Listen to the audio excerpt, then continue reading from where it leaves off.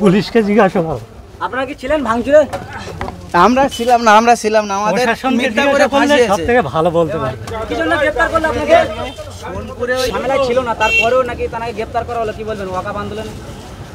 সত্যর হয়ে কথা বলতে গিয়ে আমার বিনা অপরাধে আমার স্বামীকে গ্রেফতার করেছে।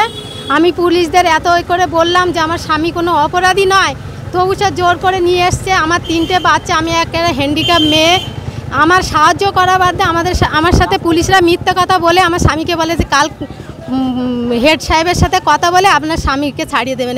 এখন টোটালি হেড সাহেব আমার সাথে দেখা করছে না, পুলিশরা ঢুকতেও দিচ্ছে না, অন্যায়ের হয়ে কথা বলছে বলে আমার স্বামীকে অ্যারেস্ট করেছে কাশীপুর থানা। কিসের জন্য গ্রেফতার করে জানিয়েছেন?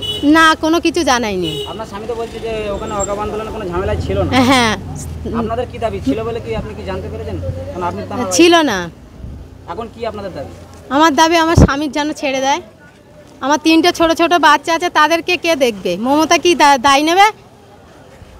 কি বলবেন, এই ওয়াকাফ আন্দোলন করার জন্য গ্রেফতার করেছেন না কোনো ঝামেলায় ছিল জড়িত আগে? ওয়াকাফ আন্দোলনের জন্য গ্রেফতার করেছে। এখন কি চাইছেন আপনারা? আমি সত্যের বিচার চাই।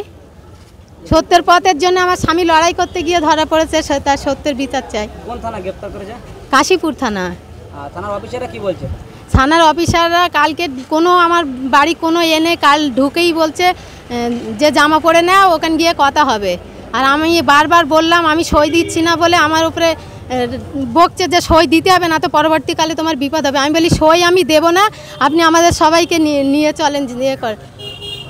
হ্যাঁ, এবার বলে না সই দেবে না দেবে, পাশের বাড়ির জনকে ধাক্কা মেরে গলা মেরে এনে তাকে সই নিয়ে ধরে নিয়ে গেছে।